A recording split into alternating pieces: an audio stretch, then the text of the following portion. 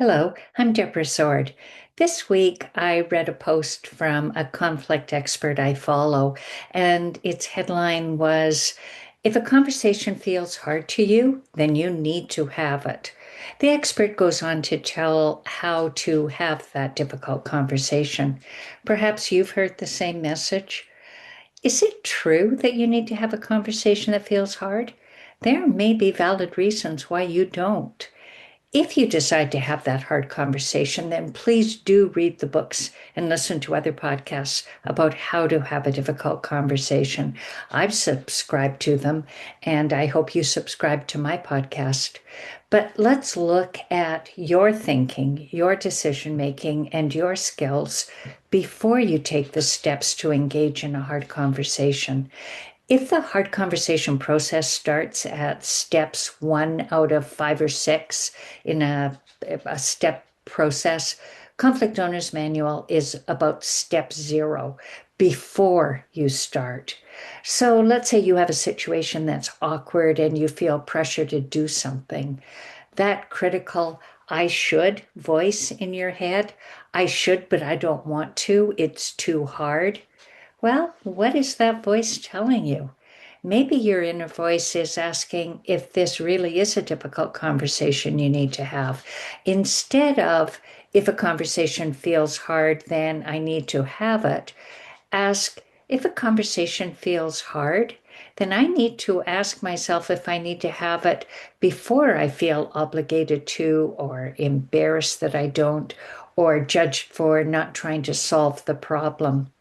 Conflict Owner's Manual gives you credit for having a good reason to see that it's a hard conversation and still deciding to not have it, to not engage with the other person at this time.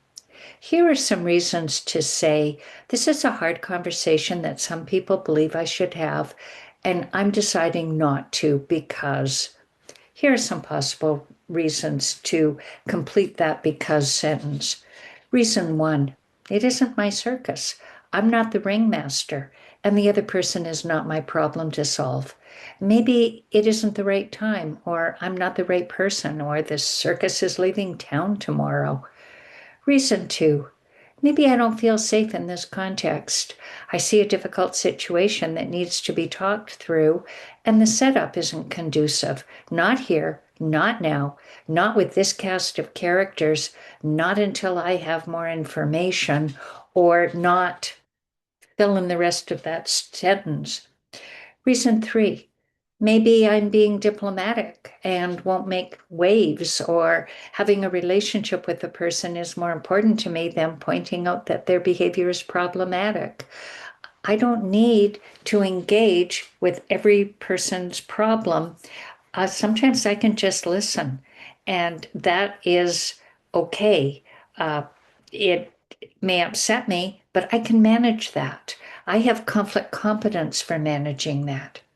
Reason 4, I may thoughtfully decide that there's a power imbalance between me and the other person. Maybe they have more power, maybe I do. But maybe having a hard conversation between people with different power structures could create harm. So, is having this hard conversation going to do harm? And is that worth it? What isn't a reason, not reason 5, is being avoidant because your brain goes blank and fear hijacks your thoughts. If fear is holding you back and you're avoiding a difficult conversation because it makes you uncomfortable, then by all means, level up your comfort by learning and practicing how to have a hard conversation.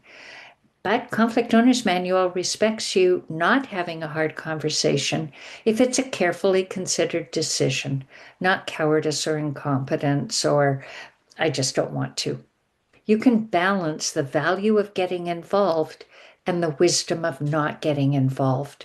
That's a conflict competence.